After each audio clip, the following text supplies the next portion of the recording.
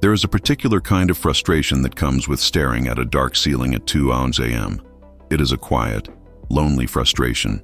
You remember a time, perhaps in your 30s or 40s, when sleep felt like a switch. You turned it off, and 8 hours later you turned it back on. It was automatic, it was reliable, but lately that switch feels faulty. Perhaps you are exhausted all day, fighting to keep your eyes open during the evening news, only to find yourself wide awake the moment you actually get into bed. Or maybe you fall asleep easily enough, but a few hours later, you are jolted awake as if an internal alarm has gone off and the rest of the night is spent tossing, turning, and checking the clock. When this happens repeatedly, it is easy to feel like your body is failing you.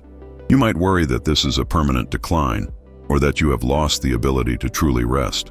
It creates a cycle of anxiety where the fear of not sleeping becomes the very thing that keeps you awake. However, this change in your sleep pattern is rarely a sign that something is broken.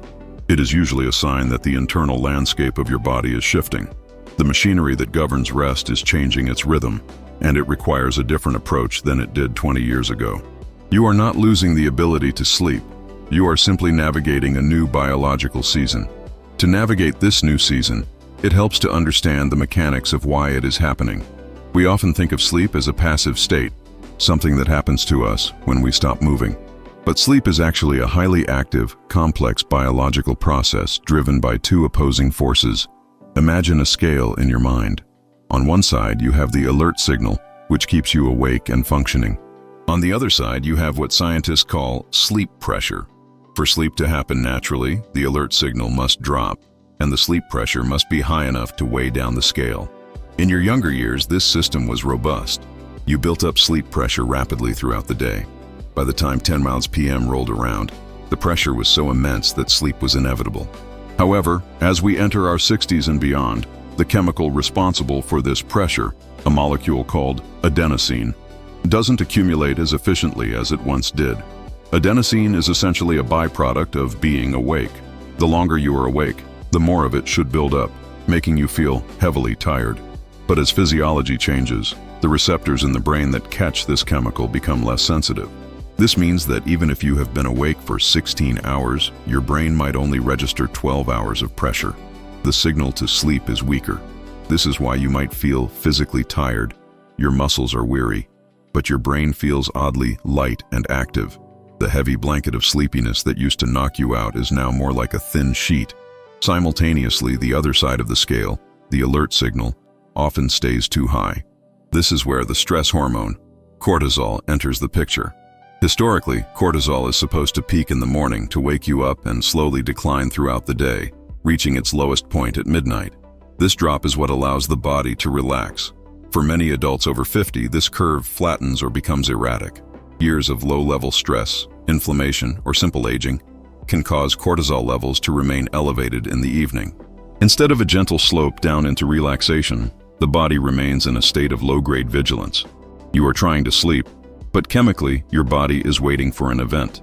This combination, a weaker drive to sleep, less adenosine sensitivity, and a persistent alert signal, elevated cortisol, creates that tired but wired sensation. You are exhausted, but the chemical bridge to cross over into sleep is incomplete. Furthermore, the structure of sleep itself becomes more fragile. We naturally spend less time in the deepest coma-like phases of sleep as we age. This means the threshold to wake you up is much lower.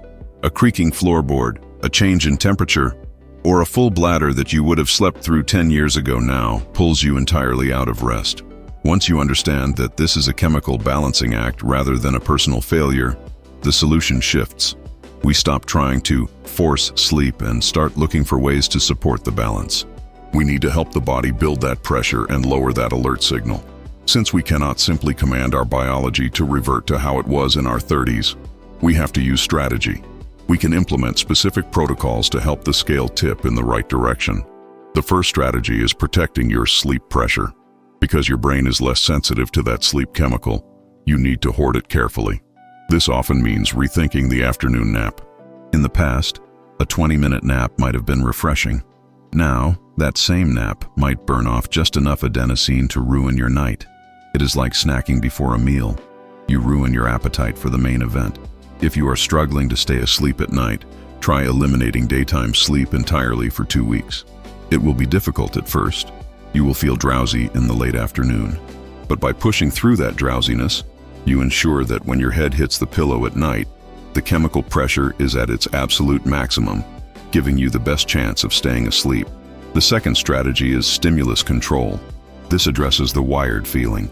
Over time, many people accidentally train their brains to view the bed as a place of worry, planning, and tossing.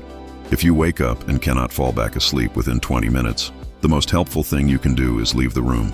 Lying in bed, awake, frustrated, and checking the clock reinforces a neural pathway that says, "The bed is where I struggle."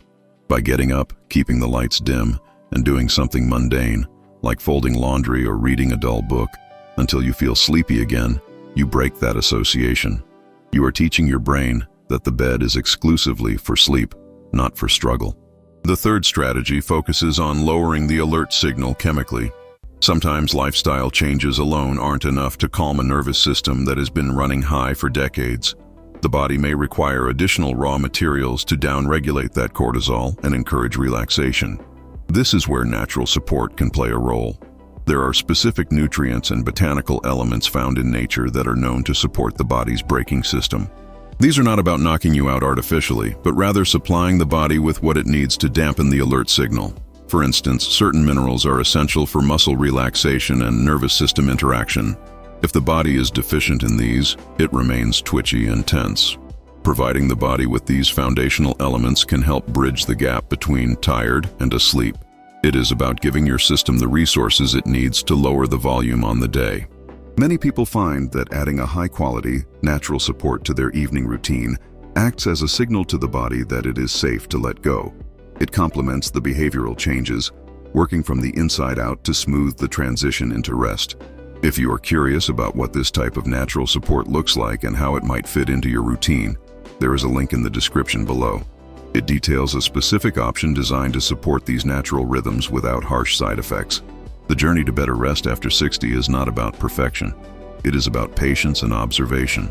There will still be nights when the world is loud and your mind is busy. That is part of being human. But by understanding that your body isn't broken, it is simply operating with a different set of rules, you can stop fighting the wakefulness and start working with it. You are learning a new language with your body. You are learning to protect your sleep pressure, to respect your need for a wind down, and to provide the nutritional support your nervous system creates. When you stop wrestling with the night, you often find that the night softens. The anxiety around sleep begins to fade, and in that absence of anxiety, rest often returns on its own. You are building a routine that honors where you are right now, rather than where you used to be. As you begin to stabilize your nights, you may notice that your energy during the day starts to shift as well. However, sleep is only one half of the energy equation. What you put on your plate during the day, specifically hidden ingredients that might be spiking your inflammation, can also keep you awake at night and drained during the day. In the next video, we will look at the surprising dietary factors that might be silently stealing your energy and disrupting your rest. You can click on that video right here to continue the conversation.